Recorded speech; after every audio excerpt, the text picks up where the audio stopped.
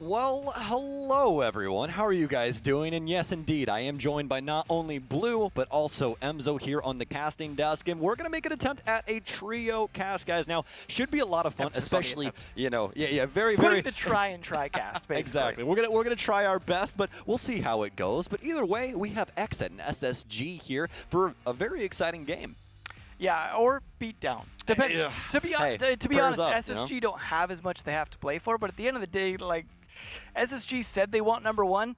This is a good way to make sure they get it and hold it. Like, it almost feels unfair. I honestly kind of wish this was XSET versus BC.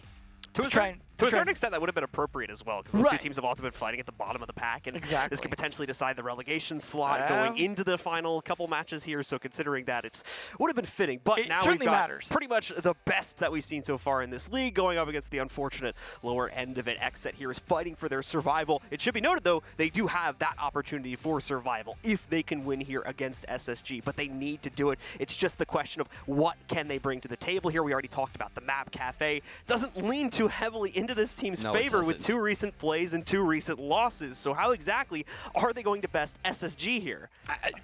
It's a hard ask, but I think we got to get to that here in a little bit, because first things first, guys, we have to ask you about the community poll question, of course. And for this matchup, it's going to be when XSET have needed a win most, it's been NVK and creators to step up and get it. Who's going to be their MVP today, NVK or creators? Make sure you guys hit us up in the Twitch chat and on social media across the board at R6 Esports NA, so you can vote on that. Boys, how are we feeling about this one? I'm an old school NVK supporter. Oh, dude's been around. An NVK enjoyer. Actually. Right. Yes.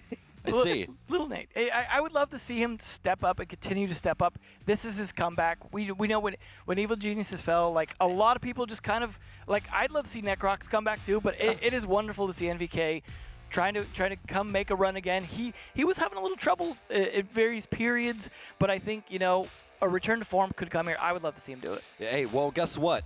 I'll tell you this. Don't call it a comeback, because he's been here for years. So we're going to start it now. Kafe, ladies and gentlemen, between the #1 team at SSG up against #9, XSET, fighting for survival. So we'll get into the bans here and see what exactly these two teams are going to choose to knock out. Kafe hasn't been the best environment for crazy bans. We should expect what we've been seeing throughout most of the day, and we're going to start pretty much exactly on that point, as Thatcher is going to get knocked out first. Still too universally useful of an attacking operator with his capability to take out virtually any gadget on the defensive side, so he's been banned out quite often. Yeah, Thatcher and Mira are the two that have just been out the window constantly throughout the years, and it's going to continue here as well, to be expected. Nomad going to follow through here for SSG's offensive ban. Really like this one, looking to get a little bit more aggressive on their defensive side, and that's something that we saw from SSG the last time that they played Kafe.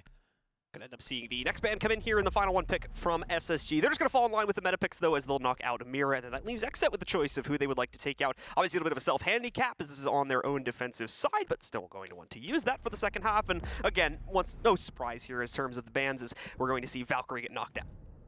Yeah, I mean, I was hoping to see a little more unusual bans from SSG, only because they've been ones often to do that, to be a little more creative with their bans. And I got to imagine a lot of those are not creative, just trying to do random stuff, but they're well informed, right? They're trying to either work with their strategy or work against the opponent team's strategy. So I got to imagine that's still the case here, right? Like, the Nomad was obviously there for a reason. They don't just randomly go, whatever's the meta right now, I'll pick that, right? That's there for a reason. That means they're going to roam. Like, at the end of the day, like, of course, if you ban Nomad, you ban it so you don't get air jabbed on, like, stairs or something. Or you're trying to fly out the windows, and that's the biggest thing for me. Is the windows, yes. Right? Because on Kafe, this is a map that's very difficult to attack, and you need a lot of this utility that all of these operators are bringing. So a big pick early can just mean that everything's over, honestly. It's very detrimental when it comes to Kafe's play overall. So obviously limiting the info game and the likes of the Valkyrie, but also that Nomad being removed, it's going to make it where the defense can make a lot more aggressive plays, and that's what I was talking about with what air jabs implications can do across this map. Especially, SSG banning it away on offense. That's a really, really big deal, folks. That means that looking in their defensive side, we could see a very aggressive front. I want to see some flies out windows for sure, like, especially on the side where you've got the entrance into pillars. It's you're talking about You're talking about the white the stairs blacktop window side, and stuff like that. Yeah, it's just flying out. There's so many windows over there. I think is what they call it nowadays, because the other side's blacktop either way. It's great though. It's fun though. I'd like to see it. Yeah, absolutely.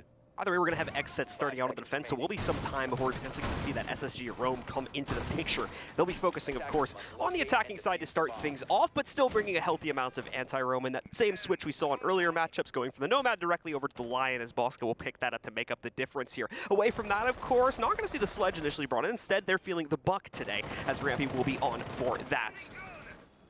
As well as a big actual ban getting through here. Obviously the Thatcher ban coming through, but I mean, look at what Filthy's playing right now. The Kaid has made its way on in, and that means those Electro Claws are going to persist for quite some time, especially on the hatches. And speaking of persisting, Fultz, only inside a coat check. He's going to find some heat, but eventually get a Nitro Cell chucked at him. He'll get rid of that very quickly, but more than likely just play around reception for the time. Fultz, realizing this adventure is a bit too dangerous, is going to fall back to a safer position and just keep Overwatch on the Whiskey Stairs to make sure there is not going to be any potential push on a flank from XSET here. And he's right to do so, but there is not going to be much of a worry coming from the XSET department anytime soon. This is, however, a very advanced position for Fultz to be at this early on in the round, especially considering we're going for a kitchen attack. So we'll want to maintain it for the pinch once the Bakery team is ready to move in and start putting that additional pressure onto the site.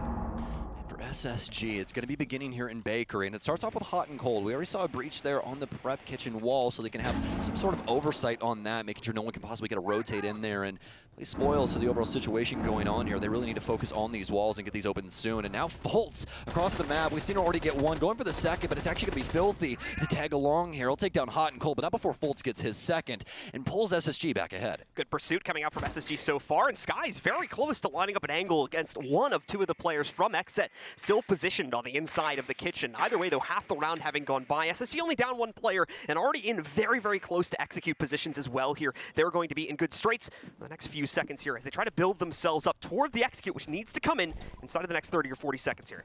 Well, we got man advantage here with a 4v3, and as well positional advantage. Fultz still pretty much playing similar position, but the impact he's had on the round has been huge already, not just getting the early map control, but the early kills as well. All they've got to do is get set up for this plant. We get the last EE1D out as they start to get pushed deeper and deeper into the kitchen here. It's looking like they can pull this off with 50 seconds left and another kill into Filthy.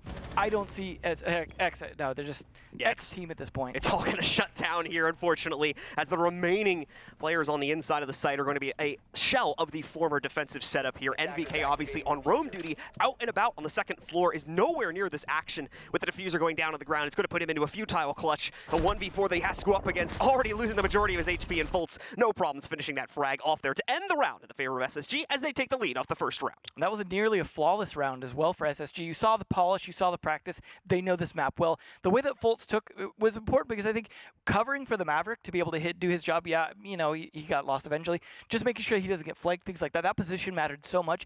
Getting that early, that's a contestable position from a lot of different angles that you have to deal with. Him, especially shooting the C4, right? That was a pivotal moment where he could have easily died. All of a sudden, the Maverick's unsafe, can't do his job. They have to rotate other people around for control. I could easily see that sliding out of SSG's control, but that Paul showed Fultz knows what he's doing, got even frags off of it once they started baiting pushes out from the defenders because, of course, they wanted to stop that kitchen take that was coming. Absolutely. I love what you pointed out with Fultz as well because, metaphorically speaking, he was the thorn in the side of that defense right there, just persisting time and time again inside of that space and making it to where XSET can't operate around Whiskey in the way that they want to. They end up losing way too many bodies to that situation, and SSG take full advantage of it inside of the first round. SSG right now, you know, they are firing on all cylinders. Let's be honest. They've looked so good this entire stage, and the big thing is for me is that obviously this game is going to be all on XSET. We know what we expect out of SSG at this moment, and the thing is, folks, they're just going to keep getting better. Skies has not been on this roster that long. He got here at the beginning of this stage. I think the big thing as well is SSG, even just over the past couple of play days here, while things might have been a tad shaky on their first few games, things have really come together and have really clicked inside of these last 2 to 3 play days. So SSG is an even more dangerous opponent than they were just a couple of weeks ago, and that's very, very scary for what they could potentially be building up to for the Major, as well as going into SI 2022 as well in just a few months' time, hopefully. Away from that, though, we're watching the final moments of the setup here from XSET. No huge surprises when it comes to this third floor hold, as it is going to be fairly straightforward straightforward operators. Prod's getting a little bit more aggressive with the Alibi pick, but away from that, it is what we expect to see here. Yeah, we totally expect to see Alibi nowadays as well. That MX4 Storm is just so potent to have as well. If anybody does actually end up pre-firing one of those holograms, it's just really good info across the board. I think that's something that everyone's always overlooked about Alibi, is that it is very consistent info if you really think about it, especially depending on the positions that you put them around. And also you can play some very serious mind games with those if you're about it. You know, it just really depends on how risky you're wanting to get with things. Sometimes you can put them in angles where you have no choice but to shoot through them too. Absolutely, absolutely. There's so many cheeky things to do with them. One of the things that I do really often when I play Alibi is I actually put them perpendicular to the window instead of straight on. So that way they actually have to upside down repel to get rid of them instead. I know, I'm a terrible person. I'm very, very mean. You were a rat. Yeah, I am a rat. I was telling you earlier. Yeah. I'm just a rat-tastic piece of crap when it comes to Rainbow Six Siege. That's just how I know how to play the game. Oh, beautiful. Nice. That got both the Alibi and the shield, I imagine, as well. Should be taking care of them quite easily, and that's going to leave Prod pretty much off on an island there on the inside of Freezer with very little support to play off of. Certainly not going to be the siren call for SSG to execute just as of yet. As you guys can see, there's still a lot more for them to negotiate control over. They've barely made their way down the red hatch, let alone pushed into Cigar or any other areas of the map. This does mean that there's also still another setup to be dealt with in Razor's position here on the inside of the bathroom. Has the Aruni supporting him, also has the reinforced wall, but it's going to be slightly less reinforced in a moment as we can see those X-Kairos charges going off to open up a hole in the other direction. Yeah, very common spot to be playing inside of this bathroom. One that has been made infamous from Bolo as he plays around this position very often. And we've all heard time and time again, especially from Canadian, about trying to fight Bolo in positions with deployable shields. But that goes for a lot of people, like Razor, very mechanically gifted player. There we go. Listen, I'm just trying to tell you, this guy's got the gift, folks. He shoots straight. He will remove the head from Rampy. It'll keep it going here. Prod will unfortunately be lost a moment later, though. Hot and able to make a rotate around, I'm pretty sure, towards the aggressor's balcony, take him out of the play. That is going to be the first loss for XSET inside of this round, though, so things will stay even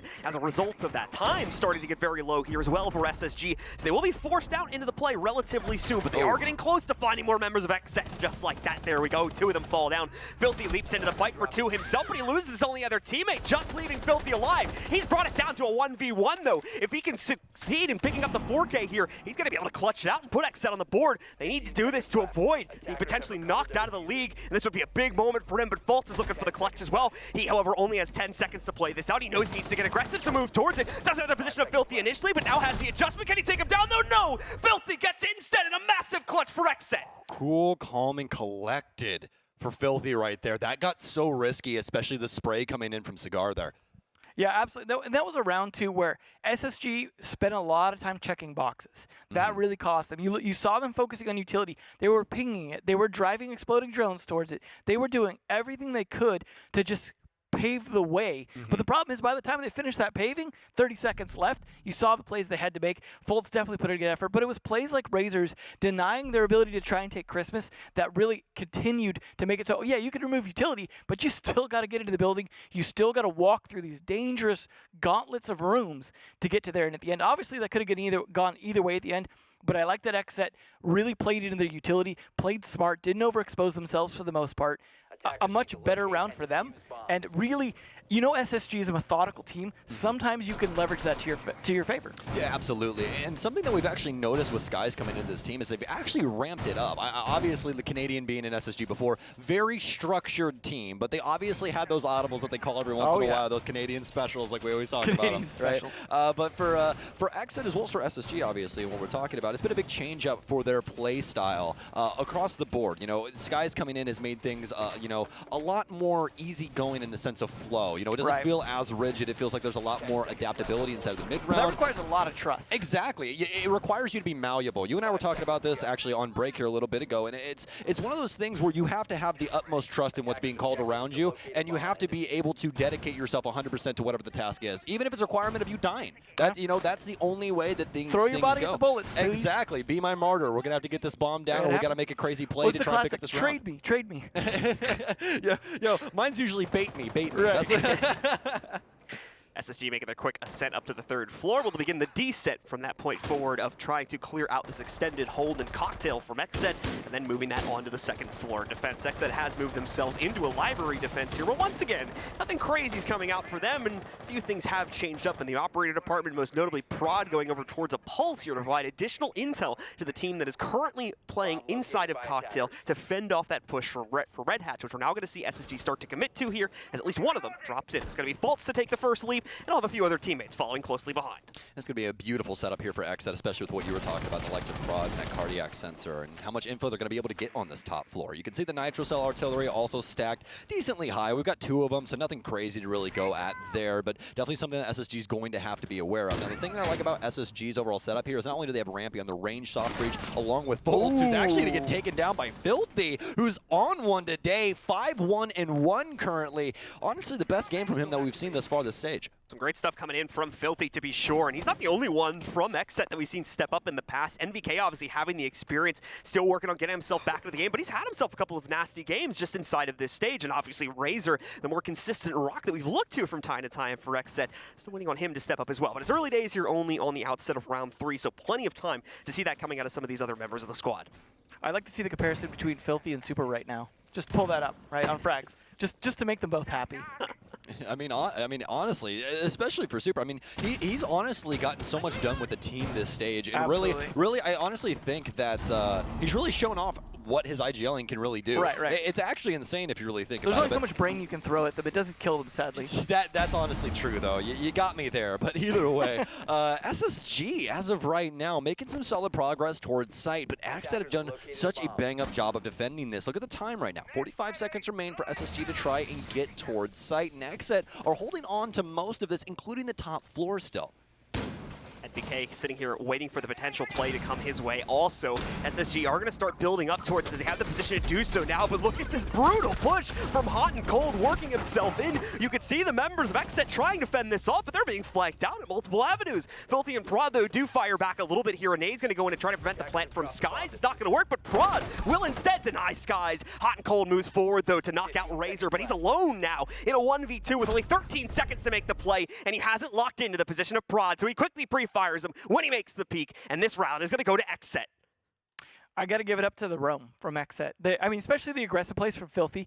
Plays like that, they either work or they don't, right? But when they work, it's a game changer for your round, especially if a team needed that player in that position at that time. Suddenly, they have to call everything. You talk about that free-flowing IGLing from Skies. That's where it's all of a sudden all the pressure on him. What do we do now? You don't pick an operator you don't need in this game. Everyone has a job, has a function. If they haven't done it, even if it's just flank watch, at that point, you have to call audibles. And you can't guarantee all 5 of your guys are going to live to the end of the round. So aggressive plays like that, they put the tempo in your favor. And that's the thing is, against a team like this, especially on a map where they've banned one of the roam denial operators, you're going to go ahead and take advantage of that. You're going to roam. You're going to play more aggressive. You're going to just play off the intel as much as you can. And this map has some good constriction when it comes to the stairs and the way that attackers attack primarily from the top for the most part. You can usually count on entry paths, and you're going to hear things getting opened as they come in, and it's somewhat predictable. So if you know how to play really smart with your game sense, and I got to put a lot of pressure, though, on the IGL for XSET. In this matchup especially, that is a lot of pressure because you're going to have to call every opportunity you see to be exploited against SSG, or you have no chance. Well, that's basically the name of the game in general. It's funny because like this last stage, I've honestly been referencing chess so much. I'm sorry for those of you at home that have found it boring. But, I mean, it really is that. There's so many things, there's so many implications across a singular round of Rainbow Six where there's so many different changes that you can have that obviously go into the end and see who's actually going to come out on top. Even inside of that last round, actually get a very strong beginning just like they did this time. And of all people, it's going to be Hot and Cold. Oh no, they're going to lose the Jackal right off rip, folks. That's a 6 pick that we saw to try and deal with this roam game. Well, that's going to let the roam free at this point. They don't have to wipe their feet anymore. No, not at all. There is still going to be a line which could potentially mitigate things, but that relies on SSG actually having the intel on when these potential roamers are going to be moving, and obviously the E1D being used at an appropriate time. As you can see, there's probably a lot of room for error inside of that one, and it won't work out as well as the Jackal track would have. XSET, of course, are going to be thriving after that kill from Razor inside of the early round. This is once again that other player stepping up that we were talking about in the previous round, doing that fantastic work. I haven't seen Filthy jump into the fray just yet, but SSG are having to once again work from the back foot here of a 4v5 as they're still working on that disadvantage. Yeah, and I absolutely love that for XSET right now. I mean, this stage has just been so difficult for them to really get anything done. You really have to feel for these folks, and now taking it to SSG of all teams, it's got to feel good, but they got to finish the fight first. Razor will go down. He'll go down to Bosco, actually, with I believe some vertical angles that he was abusing. Still have NVK down low as well, and Nate, I don't know know if you remember this, but you're allowed to move with that backpack on when the EE1D's on. But either way, MVK will persist down low around this VIP area. They're going to be able to hold on to this for quite some time. Now, XSET really want to play into this space down low, given the Nitro Cell situation, as well as some of the vertical angles that they more than likely will be able to abuse, depending on how this breaks down. But it's going to get a little risky, especially with the amount of control SSG now have and giving time. SSG building up towards a lot here, and still with 1 minute and 15 seconds left to go, they have plenty of additional time to leverage this into the site. Tried to go for a horizontal clear on the first attack for this one, and it obviously did not work out. XSET's own aggression was able to push themselves forward, and SSG ultimately won the round. We saw quite a bit of a struggle to get themselves onto it. Now SSG is taking a different approach here to keep XSET on their toes and hopefully, once again, subvert them as they push into this play. Away from that, though, SSG still focusing quite heavily on these top-down angles to play from here. We do have the 2 Nitros still available. They are going to be able to find one player in a down, more than likely through the top-downs that they established for themselves. That's going to be Skies going into a down state, now finished off by Prod's Nitro Cell, which actually takes him down. Creators as well is going to be able to find out faults in this situation, and very, very quickly, once again, as they get towards the site, SSG's attack starts to fall apart slightly. Rampy getting a change-up, though, as he's able to take down Prod, and that brings it to a 2v3. Bosco in a tough spot as well here, but Rampy helps him out, bails NVK out of this round here and takes him away. That evens out the numbers in a 2v2, and Rampy gets one more into his insight position. Bosco will be lost, but with less than 10 seconds here, Creators needs to keep a close eye on this, as Bosco had the case in hand initially, but never mind, it's on Rampy here. Creators needs to move in and try to find a way to deny it, but he might not even have the sound intel right now. He'll leap in, try to stop this from happening. The call will go out. Will the kill happen? No, he goes over the banister, and it's not going to be enough. Creators gets them both. He gets the quad on the round, and XSET do it again, leading 3-1 over SSG. Oh, Rampy, you got so far down this road, and he still can't get it done. I mean, honestly, I'd love to give it to him, but honestly, that's just an oversight there, man. You really can't make that move in that way, especially with understanding that aggressive play is going to come in for that case. Right. Obviously, he makes the dash, he tries to get to prep, and if he did, that's more than likely a round win, but sometimes it just boils down to that. It's almost always in situations where you see someone make a tactical error rather than just playing badly in some way, it's almost always a communication thing. It's some lack of intel or some misintel more often than not. Just someone saying something that happens to be wrong or happens to be too old of information, and he makes a call based off that. And there's nothing wrong with that. I don't think he necessarily made quote-unquote the wrong call. I think he probably made a call with the wrong information. And that's usually what's going to get you killed. He just did not anticipate that play. And super unfortunate timing, man. It happens, right? I mean, that was definitely a great comeback attempt. He was already, though, on the back foot, right? The fact that he was able to get it that close was a big play by Rampy. The thing is, I expect SSG to be able to pull this back because they're a team that's just able to adapt to what they're dealing with. The thing is, XSET are just being unpredictable just enough that SSG aren't able to predict what they're going to be dealing with in a given engagement. And that's what it is. A lot of times these are coming down to one-on-one engagements, and as much as I like the vertical play coming down from onto Kitchen, that almost always doesn't work in the sense of time management. That takes so much time to try and find an angle. If you get a kill or two off it, fantastic. If you don't, it's almost always going to cost you the round because you're going to be desperate, and your horizontal plays are not going to give you the chance to hold angles into Kitchen. Because holding angles when you open up the Kafe area into Kitchen very often will lead to a kill off someone adjusting position. You don't get the same benefit from the top. I wish you did, especially with the Lion.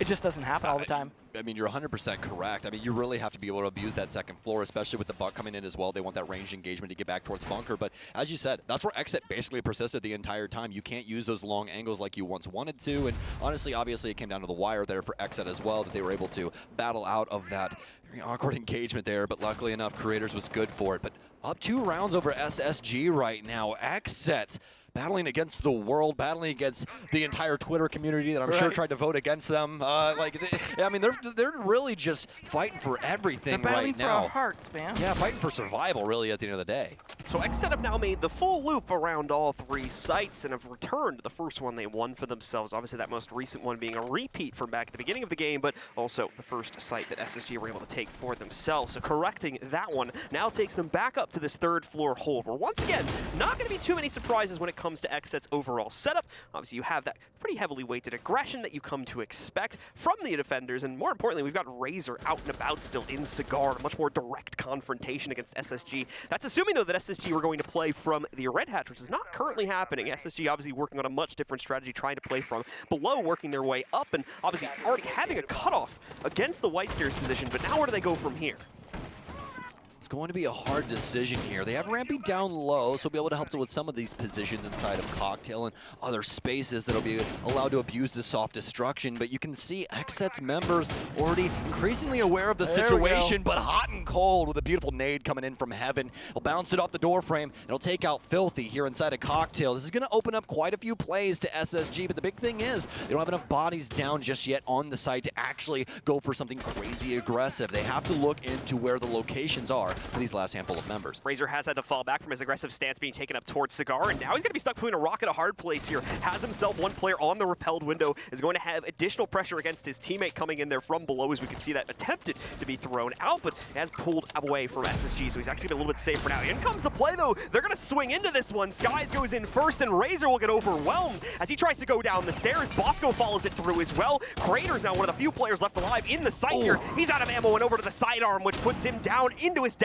Skies will be the one to take him down, and that's left Prod alone, overwhelmed as well with nowhere to go. Great adjustment from SSG as they play it bottom from the top, and it works out on top of those swings into Cocktail to net them their second round. I mean, can we just talk about the floor management there on the second floor from Fultz? Did you see that? My goodness. Disgusting. All the way to white stairs, kills the player there, rotates all the way to red to hold the rotate through Cigar. I mean, what the hell else can you ask of these people? I think, honestly, that was a round of solid, like, figuring out the positions, the site, because a lot of it's just going to be played upstairs. You know kind of where they're going to be somewhat positioned, because there's very few safe positions, right? And I think they read into the defensive setup that time. They didn't spend as much time clearing utility, but there was also a little bit less utility. For example, there was 3 bulletproof cameras being brought from the defenders. Those are great utility for intel for the dead players, but at that point, those are dead players, right? The live players are too busy waiting for SSG to walk into their angles to be busy watching those, and then after an opportunity, you saw a call out being made to just start pushing in very aggressively, and it paid off. I gotta imagine that was Skies making that call. Like, you know, they had already set up their positions, they already figured it out, they already picked one off. It was like, it's go time, guys. Yeah, just jump in. Honestly, that's what my respect just holds to most here for SSG, and especially Sky's IGLing, is that it doesn't really matter what the timer's at. It matters if they're set up or not, and if they're ready. And if they are, they're going to go for that execute. Because we see it time and time again where teams stall out at that moment. They're like, wait, can we actually call this? There's a minute left. Guys, we should use this time and, like, troll around and see if there's people here, you know? And it's like, no. Just that kind of, like, lackadaisical approach to the execute where you think you have all this extra time, and then slowly over a period of trying to gather extra intel, oh, now we don't have the time for this, and now we got to force the issue, and it's going to go really messy. Exactly. That's what didn't happen there for SSG. They commit when they have the opportunity. Yeah, they take a few seconds to analyze it, but they don't sit there for 30 seconds to a minute. They finally jump in after a few seconds of analyzation, and they commit, and everyone commits together, which is why that works so well. They also weren't losing a man early. No, they weren't. No, they weren't. And the biggest thing with that, you and I talk about this all the time, John, is that, you know, with these rounds that end up going this way, there's a lot of times where teams just get stagnant. They're like, okay, well, I really can't push forward. But you can. And the biggest thing is that when you delay like that, it's going to allow the defense to adjust and get into more difficult, you know, areas in order for you to actually work dig themselves in. Exactly. So you're allowing for the adjustment. Why not just kill them when you have the opportunity? I mean, I'm just being full-on blunt with you. We were having this conversation before as well, right? That take space. Exactly. Get in there, take free real estate. Exactly. It's like knocking a man down and be like, oh, man, I'll help you back up. Like, no, finish the job, man. Finish the job. See I think some confusion on whose drone belonged to who there for XSET. They had to Z-ping those real quick to make sure that we weren't shooting out the one that we had captured. Prod with a great swing, though, catches Rampy, still messing around on the inside of Cigar Closet. Razor will find success with his own aggression as well, and the same for Creators once again here. Massive strides being taken forward by XSET. Great weighted aggression to suddenly punish this execute from SSG. Fultz has taken a step forward here, taking the damage from the Aruna Gate, and that will be unexpected, so he'll be able to catch Razor with that on white stairs. But again, while they have a forward position, it's not going to lead to a whole lot just yet. He needs to group up with Hot and find some way to commit themselves to the site, and that still requires a full transition down from the third to the second floor. Fultz has been nasty throughout this Kafe, but hot and cold. A little cold today, to be honest with you. 4-4, not exactly what we expect of him, but the thing is that he's still even. At any moment in time, he can have that big switch. Really start taking down a couple of these XSET members. Bearing down on one right now, actually, is probably playing dark here. Doesn't have the nitro cell to actually assist here, so be sticking to the gun. And it's actually going to be Fultz instead. Puts Prod right under the blade, and it's going to be the double kill for him on the round. Well, I think they got the slowdown they needed, honestly. They were a little over-aggressive at the beginning after the last round. Then they slowed things down because once they got down to 2 players left on SSG, they still had a good minute 20, minute 30 left. and that was enough for them to make the adjustments. They still may not pull this off, but I think they're getting a little smarter. They're taking advantage of the dead players to make callouts for them. At least tell them if the room's clear. Realizing when things are pretty much under their control and the need for aggression has pretty much gone away. Filthy, for instance, having a great hold over the white stairs right now. Gets a tad aggressive and taking the duel on Fultz outright on the length of the stairs there. Fultz will have to back away as a result of that. He's going to look for the top down to see if he maybe could have caught Filthy or Creators in their own transition into the site, but no dice there. Fultz will now go down as well, and that leaves Hot and Cold at low HP. Fultz, that's... He downed himself with a lifeline. That's unfortunate. Oh, no. I didn't want to say anything because it was a weird down, but yeah, the kill feed confirms it for us there. Very unfortunate end of the round for SSG, and that's going to cause XSET to lead 4-2 at halftime. He was trying to make another angle there inside of Library, and the splash damage got him to the floor. Blame the Running Gate he walked through, right? That's what killed him in the end. That was the extra 25 HP he needed. Well, because he also got dinged with the smoke on the stairs because they were counter-pushing him. And then the shotgun push, he didn't even do any damage, took almost all of it in return from that shotgun. We know how lethal the shotguns are close range. I was just about to say it. Like when you have the last two, the last set of defenders and both of the SAS operators still alive, you're like, oh man, let's maybe pre-fire a little bit more. Yeah. Send some of these bullets down range, man, because you don't know where that M590 is going to be, hiding away, and it's always in that tight corner. Right when you swing, it's over.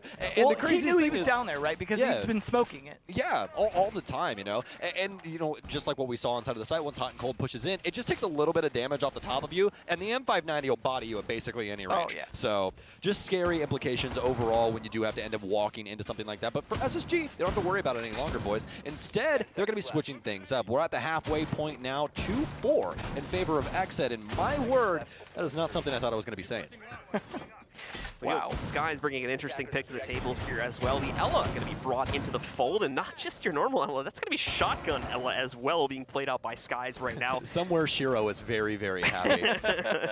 It's going to be cool to see how Skies can use this position now to try and get aggressive against the XSET initial push, which looks like right now to be possibly some direct contestation against the play in the red hatch to obviously put them in a position where that shotgun can find quite a bit of usefulness. We'll see how exactly that'll work against XSET over the next few moments, though, as they're still working on transitioning up to the roof and obviously setting themselves up for the first bit of control they're going to try to take. The important thing to me is whether or not SSG is going to play that same level of aggression that we saw come out from XSET on the roams, as well as the mobility. Despite the Lion, Lion's great and all for making you stop moving, but if you don't have something to follow that up, it's like droning a room and then not acting on it. So they were able to take advantage of that a lot. The Jackal, when they brought it, died immediately, so they weren't able to get anything else but that Lion working. Here, we have SSG. We know they can be roam heavy if they want to. We know they used to have some really great roams. I just don't know if they're going to be able to pull it against XSET because they're on the back foot right now. It's risky to be doing that, but at the same time, you kind of have to even things up. And that's the thing. Risk equals reward. No risk means you're going to lose. You're playing to lose at that point. Or rather, you're playing to not lose. At least in defense, technically, you don't have to do anything to win. Technically speaking, you are right. We have seen for many a millennia here in Rainbow Six that rounds do tend to end on utility usage. So I would like to call all of you back to border with reciprocity and that yokai drone. That was not a fun one. Be a very slow windup here for both of our teams. Skies will find no pressure working itself towards him on the red stairs. He'll actually dive all the way down to the other side of that one, and I believe make a rotate around over towards white stairs. Leaves a little bit late, however, so we will finally start to see the XSET pressure build up in that area of the map. It'll be the Gemini to work itself in first, but we've got 2 to 3 other members of XSET ready to drop in at a moment's notice as well and start taking this control away. Also still seeing players on Repel at the moment here, most notably Creators keeping an eye over the cigar area and making sure that there's not going to be any additional aggression being thrown out by SSG from the bathroom or, of course, that pixel position. Rampy maintains the position on the inside of the bathroom in the meanwhile here, so we will be causing problems for XSET as they're leaving themselves only about 40 seconds to get into this site as Fultz immediately shuts down the first player attempting to push into the bar. I mean, it's insane to see the switch up here from XSET because on defense they were so proactive, but now it's reactive on offense. I really don't like this, especially with Filthy having the EU1Ds like Emzo was talking about. So now, case down here for XSET. They got to get something done, and oh, Skies, look at this. He downs Filthy. Just too much power with the shotgun. That's going to be 2. Can he make it 3? No, it's Fultz to tag him instead. Filthy's still down. Creators, the last one alive. Will he be able to pick up his friend, his compatriot? No. Skies, make it a flawless for him, and he'll bounce back on the kill feed as well. He knew what he was doing with that pick. Tell you what, I don't know if XSET just brought really thick jackets or what, but they spent a long time outside that round. They were very comfortable not being inside the building, and that was a big problem for them. You saw that they had to rush inside. As with all maps, there's limited entrances, right? And there's, especially given the bomb site, you have to get in on that top floor, because if you try and enter the bottom with 45 seconds left, you're not going to get all the way to the top in time. So that where they're coming from, and Sky's completely capitalized on that. Filthy, please 6-pick this gridlock. I would really appreciate it. Oh, no. Creators. This is a map where I used to see a lot of gridlock when it first came out. Eclipse especially. Yes, it is. But it's not like a new idea. I think we've seen a couple of times, too, we've seen the Sonics try to mess around with gridlock recently. We've messed with gridlock for years, John, on this map. No one ever sticks with it. No, because it's bad. I mean, honestly, it is, especially when impacts are being ran on the defense. It's very easy to get rid of. Right. And secondly, she has smokes as her secondary utility as well. You're probably better off with Lion, to be honest. Yeah, and this was what I was about to swing into, Emzo. Right. You choose that lineup initially, and you don't abuse it in the way that you're supposed to at all, and then you change off of it. Gee, I wonder why it didn't work. Exactly. So you hey, we had Lion, and we weren't in the building at all. I wonder why we didn't get any usefulness out of that. Well, I mean, yes, I can't. I'll stop you when you're wrong. How about that? Right. So honestly, for me, I don't mind the adjustment. I'm just gonna be a little bit of a hater because I would have loved to have seen them stick that Lion here and try and get some more traction out of it, because I feel like the gridlock for these rotations, it really doesn't mean that much because they all died disguised. Right, it's just for stairs at the end of the day, right? That's all it's really good on, is just stopping stair rotations. This is why we only see her here and like what? We used to see her on Consulate. Right, anywhere there's like serious stair choke points.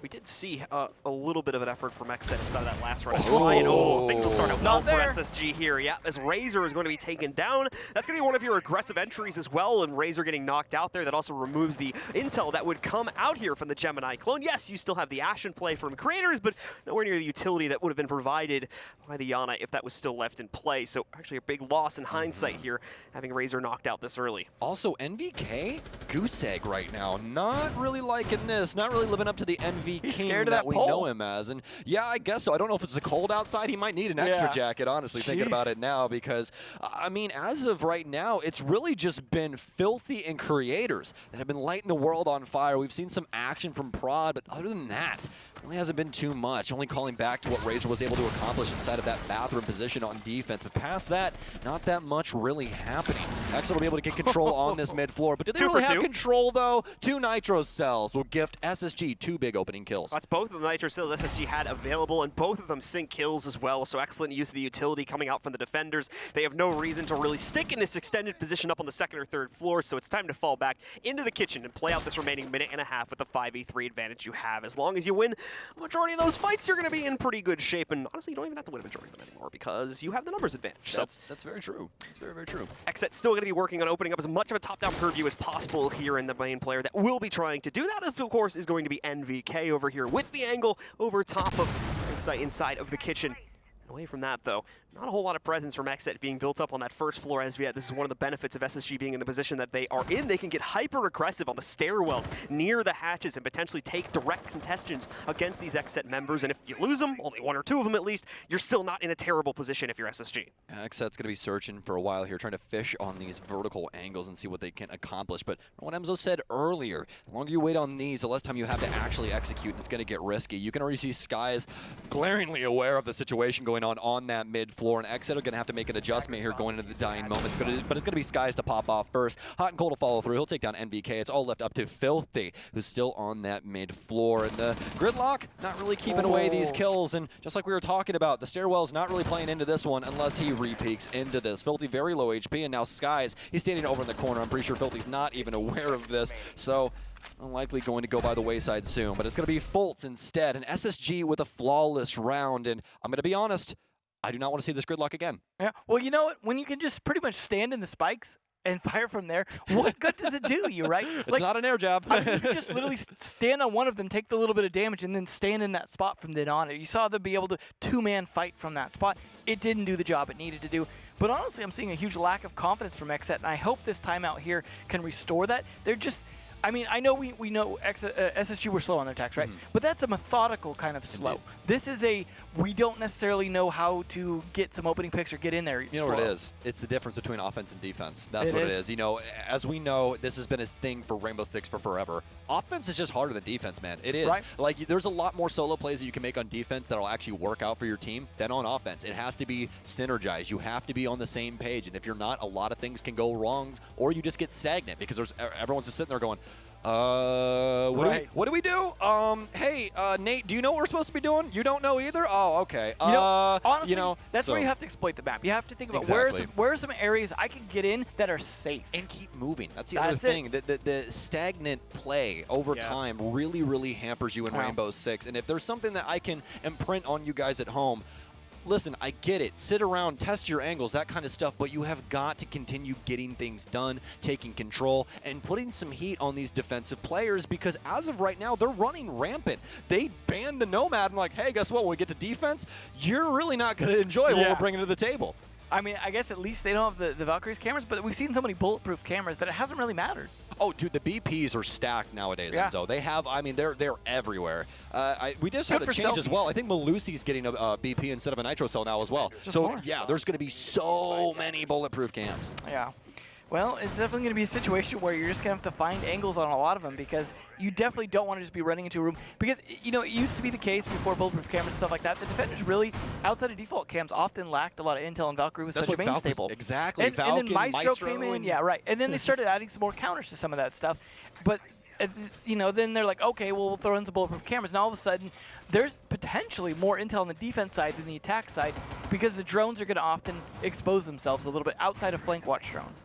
Yeah, absolutely. And, you know, that's why we've seen a lot of these operator change-ups as well, like Yana being a huge piece to the offense. We've seen a couple baits as well with the hologram. Absolutely. And the big thing about that is when she came into play, everyone was just immediately aware of what was going to be going on. She had frag grenades, she's got an ARX, and she's got a hologram. And on top of that, you have a Rooney come in, and the hologram gets rid of the gates?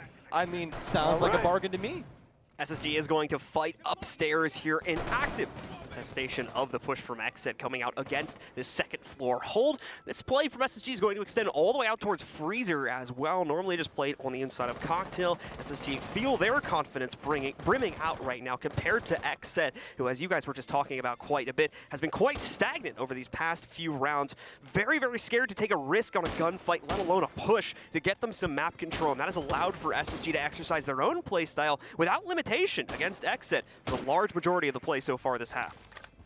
Indeed, and basically only a minute down here for XSET, so still quite a long road to travel. I don't necessarily know if it's going to be the warpath here, to be honest with you, because it's really been SSG that's really been donning that mantle. We'll see if they can continue to do so on this defensive side, and they're feeling pretty comfortable right now. Now, obviously, with this top floor hold, this is going to be going into that mid floor here, as they'll be trying to defend that mid floor overall. So SSG will be pressed back farther on this top floor, which will allow XSET to have more of a staging ground. But the biggest thing is, how do these gunfights go down upstairs? Are XSET going to continue to allow this timer to dwindle? Because, again, they have utility to expose a lot of this, especially with Filthy coming back with a Lion. Coming down to the last half of the round here, however, we're starting to see these players get very, very close to each other. Fultz is going to be in a tough spot in just a moment. Here is Razor. Will have the POV onto him, but we'll see the fallback from SSG before that player is going to be potentially aggressed upon. So many drones flooding this out as well. They want to push this player down, and Razor will be able to lock out Rampy before he can successfully escape down the hatch to the next floor here, leaving SSG one player weaker, but still with plenty that needs to be built up by XSET in this remaining minute. And now we can see Razor carrying that forward even further. He gets Bosco with a frag ready before Hutton finally gets a response for SSG, taking out Creators with the Nitro.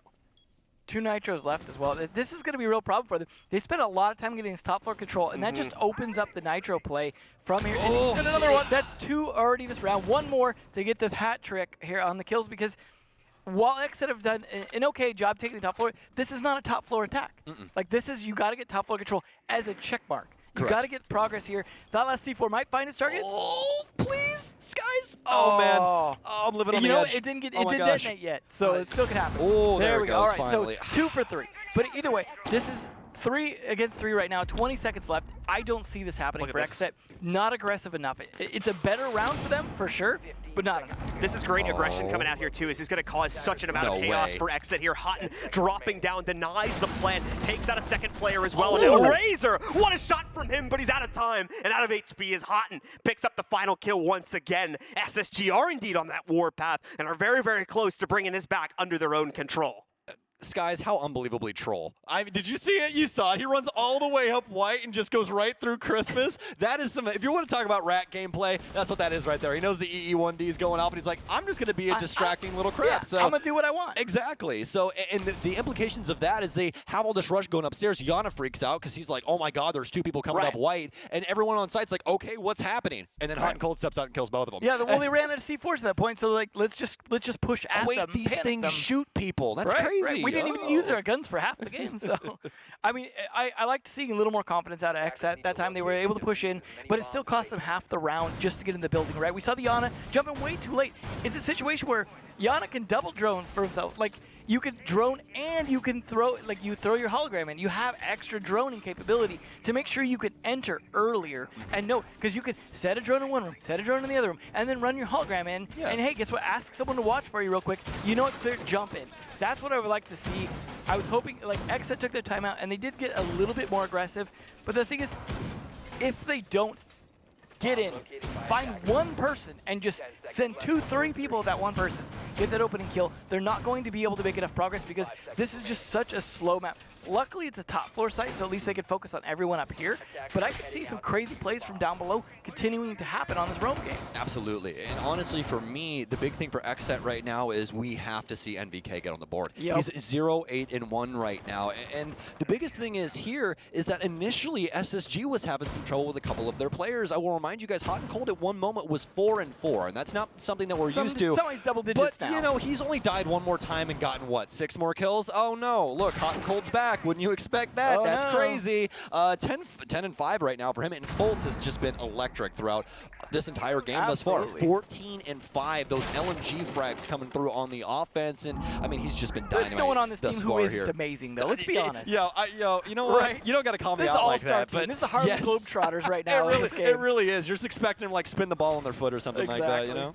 The stagnant play that we've been seeing from XSET, though, is causing a multitude of issues, and this round so far is not much of an exception to that. We'll have to see what the next 30 seconds or so hold for XSET here, as they need to start moving in earlier, taking that map control earlier. The stagnation has been allowing for SSG to get very early reads on what XSET is potentially going to do, and when they're correct about those predictions, it simply just allows them to line up their own utility usage that much more efficiently. The Nitro cells are a great example of that. 4 in a row ending up going their way, but that's not going to start this way. This time, SSG once again get a double, or excuse me, XSET get a double entry for themselves against both Skies and Hutton, 2 of the most impactful players. You still have Fultz in the mix, and he's going to be the big problem now for XSET. Needs to be even more aggressive in order to make that happen. Rampy will actually drop out of the window, go back down to bottom white, and suddenly force XSET to be constantly watching their back as they'll rotate all the way back upstairs from that position. All right, well, for XSET, the timer continues to dwindle, and this means that over time, my anxiety is going to continue to raise as well, because that's typically how it goes. So for XSET, I'm really hoping that this top floor clear goes off without a hitch, because it needs to happen almost now. It's very essential to what their overall game plan is to getting this bomb down. So backed off SSG just a bit here. Obviously, these 2 big picks are going to play a big part of this. And NVK, can he finally get it done? Looking for his first kill here is, well, all of his teammates are starting to die. Razor will be able to get 1. Now it's all of a sudden down to Fultz, but he'll make it a 1 versus 2. Make it a 1 versus 1. Case down inside a bar as well. NVK can't get his, but Filthy sure as hell can. XSET will finally get a round back on the board, and it's going to take Filthy in order to do it. Well, we know those 2 early picks were a little impactful, to say the least. Very. I mean, most of SSG after that started kind of pulling back, except for Rampy, who's just doing, Rampy things, just jumping out, doing whatever he needed to do to try and distract a little bit, or maybe he thought he had an opportunity to get a kill out of it. But nonetheless, I like to see the SSG restrain themselves a little bit after that, but at the same time, XSET finally had some confidence. They had those opening picks that I was talking about, and that's what they needed. They needed the confidence to go, okay, well, we know where their people are dead at. We can go in those rooms because there's just dead bodies in there, right? And they took full advantage of that. Here's my worry, though, as they shift down to another site back down to the first floor here. Most of that it comes from the rappel angles, those 2 initial picks there in earlier positions they were able to take, as well as the fact that the third floor is a fairly open layout if you can get onto those window positions. That is not the case for any of the remaining sites here, so it's going to be much more difficult to find those opening frags in the same fashion when compared to the site that was just played.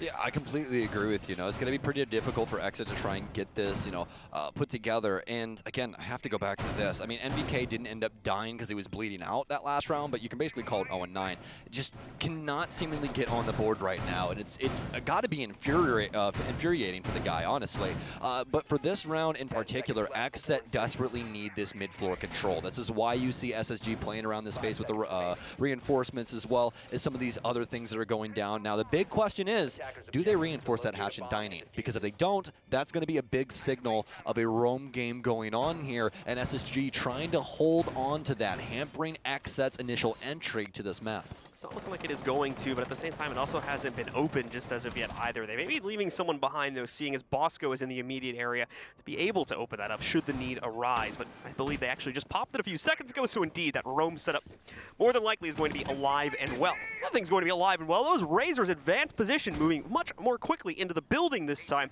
That is in part, of course, because as we can see, not a whole lot of a contest being put up by SSG in the small and main bakery areas. But still, the staging ground at least started for XSET to build up towards here, and we'll see what they can do besides this. I kind of wonder if bringing both the Buck and the Sledge is meant to speed up that vertical play that they're hoping to get, because as I talked about earlier, it's really slow to get done. That, as well as you can't get the bunker angle without range soft breach. Yeah. So it's impossible for Sledge to do it, actually. So unless you want to bring in both, right? Yeah, exactly. I mean, honestly, if it were my way, the amount of soft breach you'd have, whoo, I'm just But I do like that they're also going for some horizontal play, right? They're actually absolutely. setting up in bakery early. They're getting set up for this. They're starting to open things up.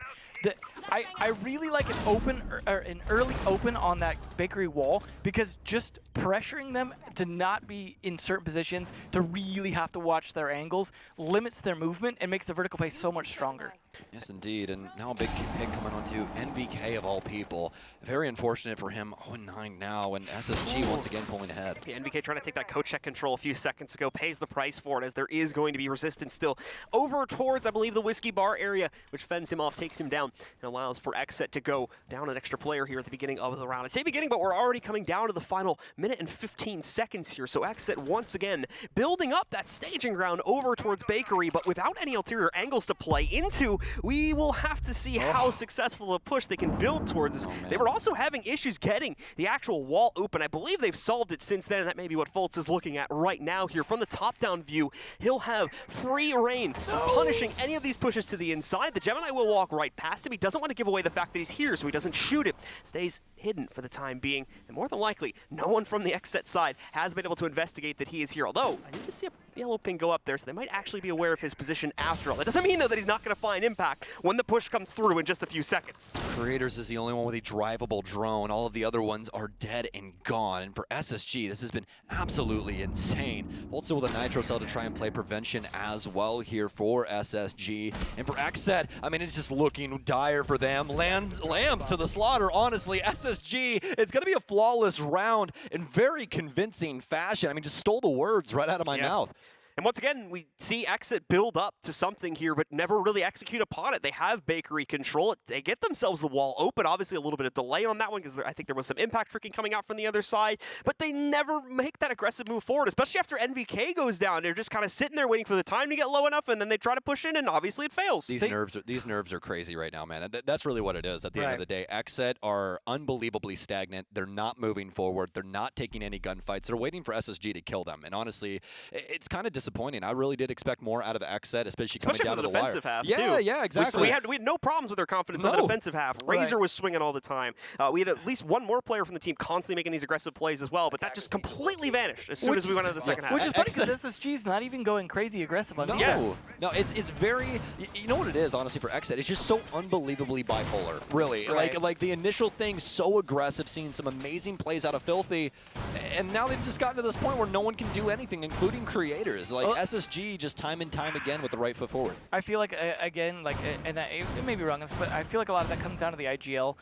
You really have to rely on making smart calls when it comes to attack because you're dealing with limited information that you have to gather. Defense can spend their time gathering what you're doing pretty easily, especially as we talked about with the additional intel devices available on defense. They can just take their time. They can hold positions. They can listen for sound. They can open sound holes, rotates, things like that. Whereas attack has to look for opportunities as much as possible to be able to play aggressive. If they're not doing that, they're not playing aggressive, and they're wasting time. Droning doesn't do any good if your drone just sits there, you don't get any kills off of it, you don't gain any ground off of it. And unfortunately, I think that's a lot of what we're seeing from XSET.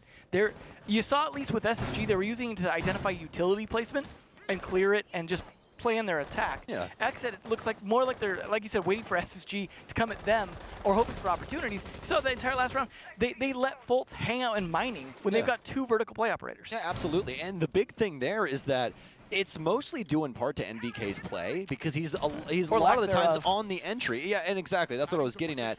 If XSET, and specifically NVK, was on the board, we could have seen SSG lose this Kafe. Now, guys, I mean, we're on the precipice of SSG just taking all of this in regulation of all things. Right, and even if it goes to overtime, it's not a big deal to SSG. No, they don't care at all. It's all up to XSET, and, I mean, do you want to stay in the NAL? Do you not? Razor does, because he'll take down Skies. That's actually going to be a pretty big pick on the Wamai. Things have started out well for XSET with that pick against Skies. We have seen this happen in the past, though, and SSG has been able to recover, so it's not going to be a ceiling deal for XSET just as of yet, although certainly it will be a strong indicator, especially if XSET is able to get a much more even fight in the final moments of this round. Not necessarily going to get that just as of yet, though. We still have over a minute and a half to go here. The round indeed. And Fultz makes another aggressive play, has the lineup for it, and Razor is absolutely none the wiser to it. Free W for Fultz as he takes him out, and will even be able to make the transition back into the building without too much of an issue. Like a smooth 19 kills inside of regulation, I mean, like, why not more? Possibly 20. We could get there. Still plenty of XSET numbers to go. This is the definition of stat padding, this match for them. Yeah, especially for Fultz. Like, his stats across the entirety of this stage have been absolutely absurd. Shooting so unbelievably straight at Mexico City, just kind of a lackluster performance from SSG overall, but this stage has just been absolutely electric from them. Extremely excited to see what they can do at Sweden, but we got to finish this game up first. And hot and cold, well, he's getting pretty active with it. That's going to be his 12th one as he finds a 2.0 KDA and his second frag. Brings it down to a futile situation here for the remaining XSET members. Once again, constant issues with having enough control to make this push forward. Now they have the player count to worry about, also going down into a deficit with only 40 seconds remaining. Not to mention, still trying to build up intel. They do have 6 drones available, but it's important to note that, again, quite a few of these could still be in a unmobile state due to the fact that Razor and Filthy may have ones out in the open. They may be unable to move them. What the heck is happening here? NVK, you have 2 drones in your pockets. There's 20 seconds remaining, my man. We need to get some info here. NVK is dead. This round is a wash, boys. I'm sorry.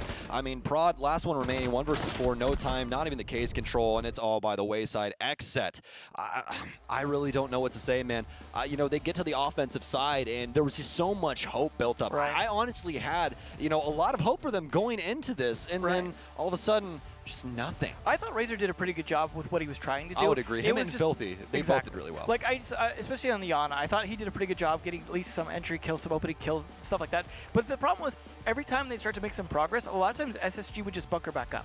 And they were playing smart about it. And that works fine when the attackers don't have a lot of time left. Yes. And so the attackers will be like, okay, cool, well, we got some progress, let's go ahead and move in. And it's still lacking intel because people like NBK leaving drones in their pocket. They're not doing much with that advantage. And I gotta imagine it's just a really off game for NBK, and it's a little disappointing. And I hope that he stays in the NAL to get a chance to bring that back.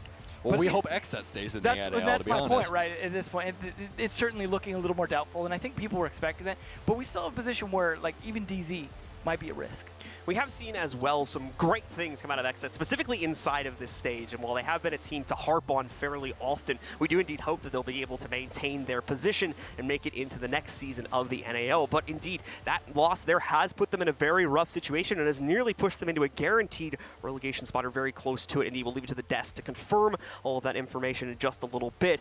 But hopefully XSET's able to come back a bit stronger because, like we said, inside of Stage 3 here, quite a few upsets that XSET were able to pull up against the Sonics and at least one other squad. Dark Zero, I believe, was where they were able to find a win in overtime against them. And these were very well-played matches by XSET, but those were just far too few and far between. And as a result of that, they gave us another loss here today. Still a close one, though, right? Yeah. 7-5 is not a bad scoreline. No, not that at was all. almost overtime. And had they been able to carry any of the momentum that they had at the beginning just into a few of those those attacking rounds, it might have been XSET taking home today. Yeah, it honestly could have been, but for SSG, what an amazing game. What a bounce back from the first half as well. But we're going to send you guys to a quick break so we can get to the analyst desk, break this down, and get you primed for a pretty action-packed last game of the day.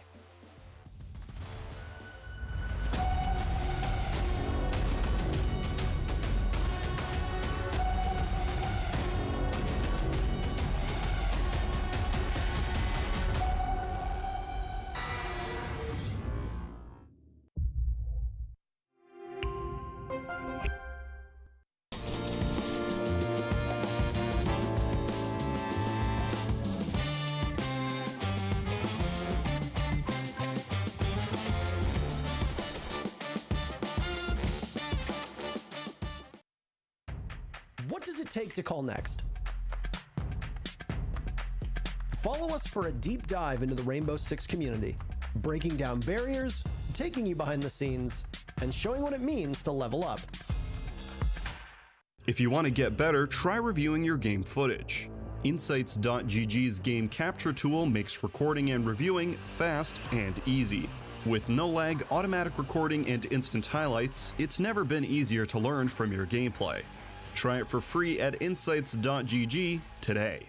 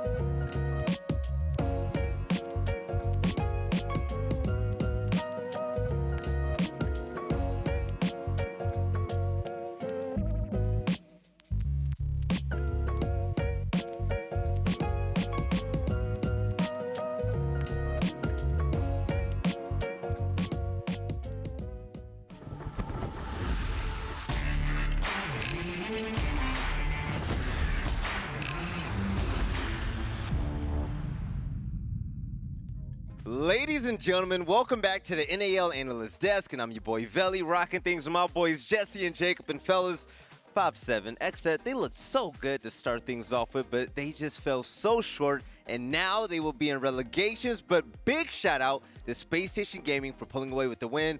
We also have an interview with their coach, Lycan. I mean, everybody loves Daddy Lycan, so whenever we can, let's get him up on the screen. And Lycan, it's great to see you. You're looking good, man, and also congratulations for the win. But I have to ask, man, you guys went through some troubles this season. You made some team changes. You brought in Skies and Han Code, and you're looking better than ever. How does it feel as the coach of this team to just see this type of progression? Feels really good, you know. We put in a lot of work, and these guys have been around for a long time. So, you know, it is kind of expected that we come together pretty quickly. And so really proud of the boys for being able to, like, basically answer the expectations that people put on us, you know, and we put on ourselves. So I'm proud. Yeah, like, I mean, this game obviously didn't mean a ton for your guys in terms of the standings, but obviously people talk about saving strats a lot. Was there any sort of wanting to try new things, or was there any trying to experiment in this matchup, or were you guys kind of just playing aggressive, having fun, trying to close out the season with a dub? Look at the smile. Yeah, it was more of the latter for us. I mean, I don't think there wasn't any reason for us to show anything new. Mm-hmm. I will say XSET did a really good job of playing into our defaults. It got them a lot of rounds early. Obviously, it's a lot easier to stack those up on defense. And we just, we just kind of stayed calm, waited for our turn, and then finished the game. You guys, for some reason, have really good back-to-back performances. Back in Stage 2, you had 22 points overall. Now you finished up Stage 3 with 21 points. Like, you're right below where you just set the record last stage. But when it comes to international competition, yet again, what's something that you're already kind of maybe hoping that you can change going into the Sweden major that you guys are locked in for? Because that quarterfinal, like, exit from Mexico was obviously a little bit less than ideal. It felt like groups was great, but playoffs wasn't nearly as great. You guys only had one series. So what's the thing you're going to take from Mexico and this stage that you can look forward to in Sweden? Yeah, I don't think there's anything. I'm going to be honest. All right. Mexico was really good for us. Empire was really strong. They were a really good team on the day. I thought they prepped well and they beat us. And we obviously took stuff from that in the moment, but it's not anything like we're taking now to like go there. I think we just need to have more time under our belt as a team and keep working on different adaptations, bringing more like strats into the arsenal. Once we kind of get to that point where like some of the other teams are, I think that's when we can say we're just going to close out other big name teams from other regions. I think it's kind of silly when we're just like, well, SSG is like rocking on teams, so they're going to rock on international teams. Empire's always been a good LAN team, and they were better than us on that day. And if we play them again, we're looking to be better than them that day. Like, at the end of the day, you take the NA bias whenever we throw it at you, baby. We want you all to dominate, especially when you go out to Sweden.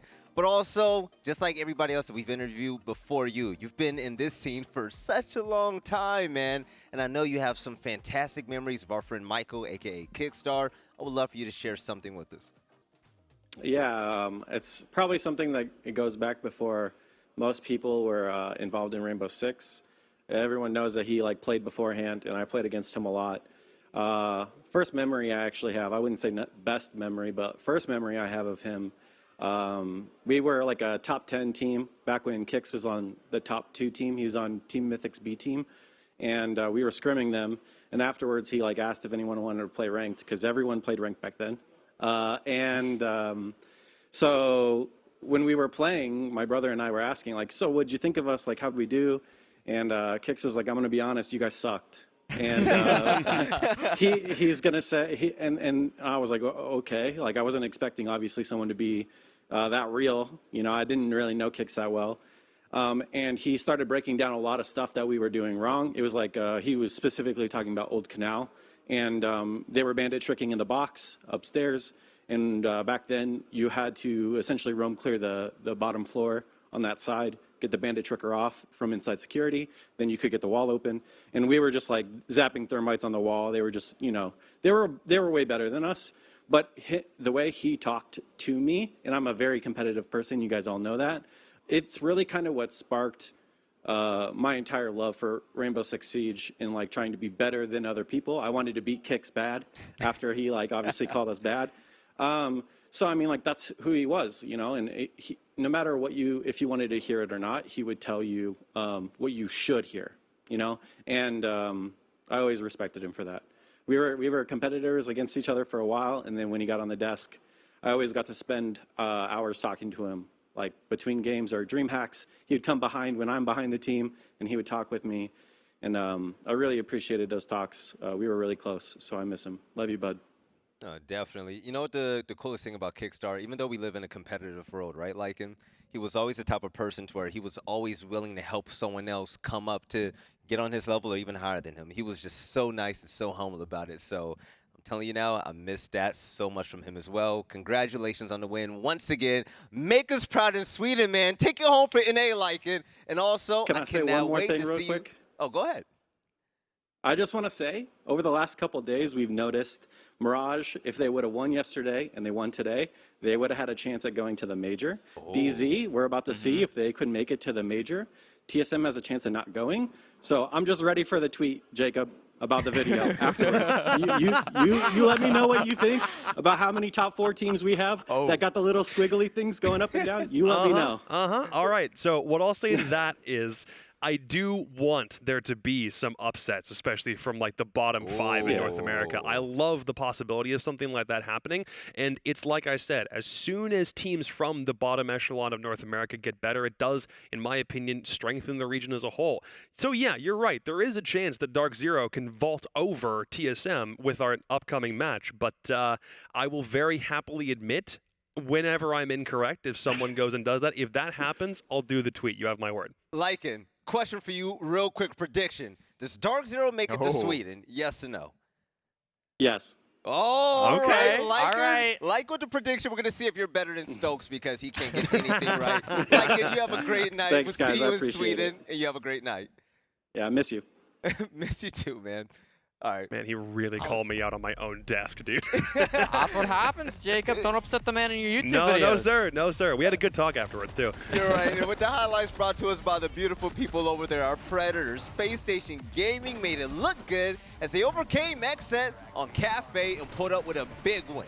Dude, I'm just disappointed. That's the whole vibe I have for this matchup. Like, there was plenty of times where XSET looked like they have a fantastic play in the bag, and then when we move over to attack, we know that their attacks have usually been pretty systematic. It seems like they're on a roll. There were not opportunities for plants to go down. It was kill-based all the way, and what happens? They lose 5 in a row. A 4-2 half turns into a 4-on-5 score count, and it's simply not something that they can come back from. They're not the kind of team that's capable of doing that yet. Listen, it's not our job to drag people down. Sometimes it is, but I'm sure Twitch chat and Twitter have been all over it. But NVK, we see the stats now. We have to bring it up. 0-10 in the match that relegates XSET. That is just not the performance that you wanted to have. MVK's been struggling all stage long. He's had his moments. There were a couple of games, I think, at the start of the stage where they did look like a good team. You know, MVK had some great games, but in a far too many number of them, he's just not been performing, and today, I think, was sort of the pinnacle of that for him. So, you know, there's still that relegations match to play. There's still SI qualifiers. There's more chance for MVK to prove himself, but this was a big game for XSET, and to be honest, he let the team down today. After the team change, we thought XSET was going to have some type of elevation. They seem to be allergic to domination, and now they're in relegation. So, hey, check it out. XSET with that loss right there, that's their fate. They're going to the rails, and we wish them the best of luck. Cannot wait for the NA Finals to see how that's going to turn out. But, fellas, coming up next, we have the last matchup of the day, Dark Zero versus Beast Coast.